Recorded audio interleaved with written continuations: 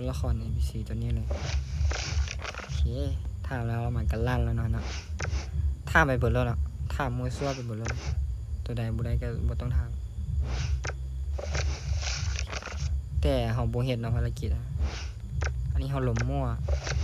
บ่รู้ว่าภารกิจมันตัวใดแท้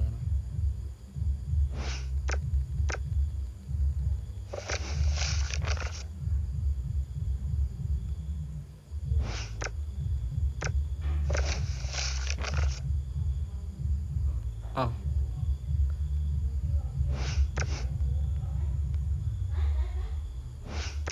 โอเคลองเข้านี่เบิ่งเนาะอ้าวเข้าบ่ได้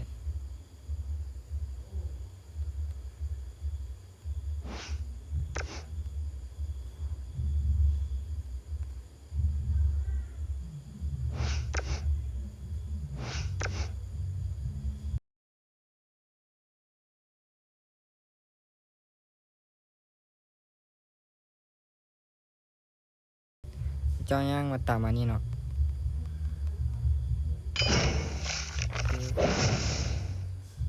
โอ้ยเป็นสิต้องมาแพ้ก่อนนั่นว่าย่างมานี่เนาะตัวนี้ตามได้บ่วะแล้วเราก็ย่างกลับไปตัวมาละย่างกลับที่ประตูมิดโอเคแล้วเราก็ถาม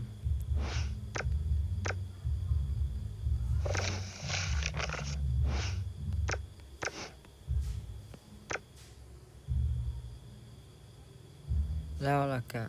เฮ็ดจังไดต่อลืมแล้วเว้ย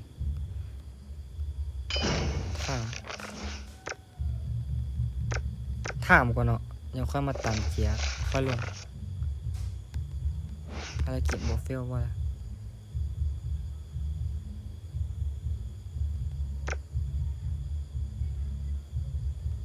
โอเคยาวมาอันนี้เอาชิมเลยก็ได้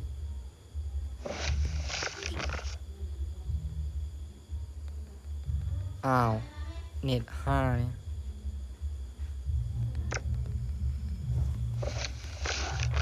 เราเข้าถึงนี่ที่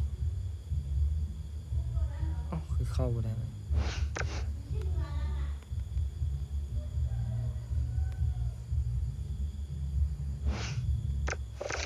โอ้นี่มาถามตัวนี้ก่อนเนาะล็อกค่อยเลยล็อกเกย์แหละโอเคถามว่าอันนี้ก่อนก็ได้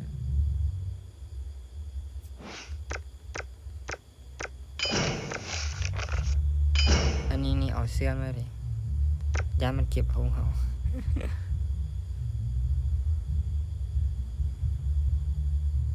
เอาเสื้อไว้เฮ้ย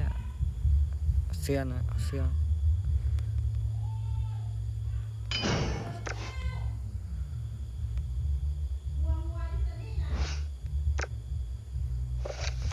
ถามภารกิจอีกรอบหนึงเนาะแล้วก็มาจิสตีกลับไปพุ่นเนาะโอ้ยเน็ตกี้ก็ตึกเดี๋ยวว่าโอ้ยค่าน้ำเน็ตนี่อีซ่าเนี่ยกระดากกระโดนะพนัน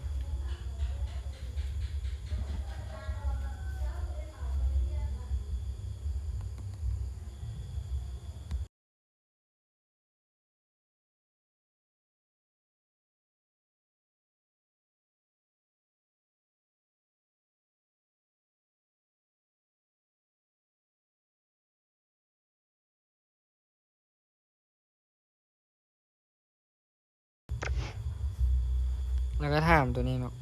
โอเค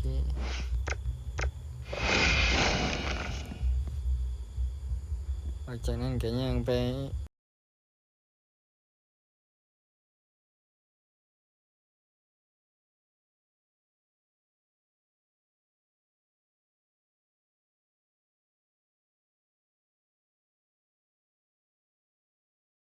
บ่มีโอ้เป็นน้ำเป็นพุทธ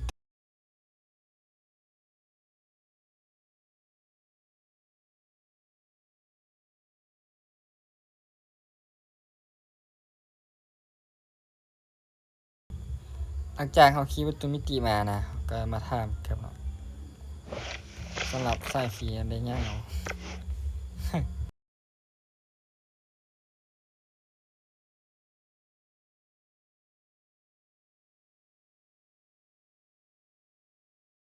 อยู่แล้วในอนาคต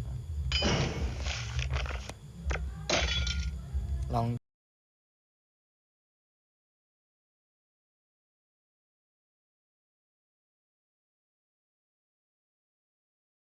มันมีเงินมีคำแล้วนะ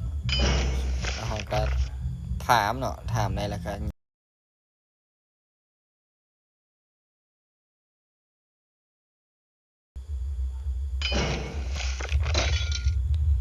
บ่อนถึงนี้น่าจะมี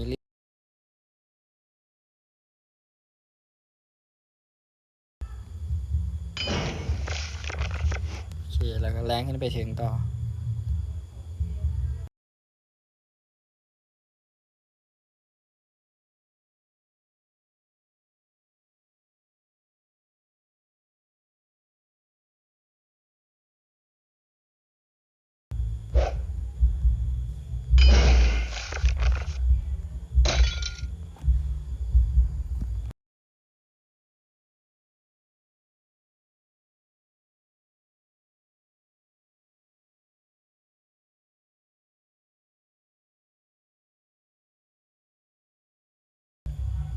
โอเคเอาก็ถ้ามีพอบหนึ่งมันจีวาร์ปกลับมาให้เรา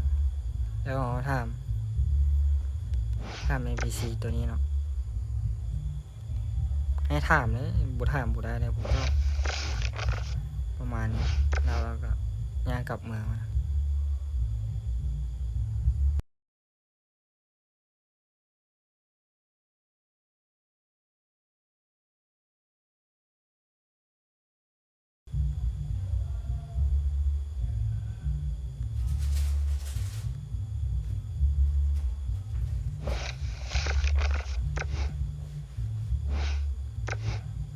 บอกไปซะ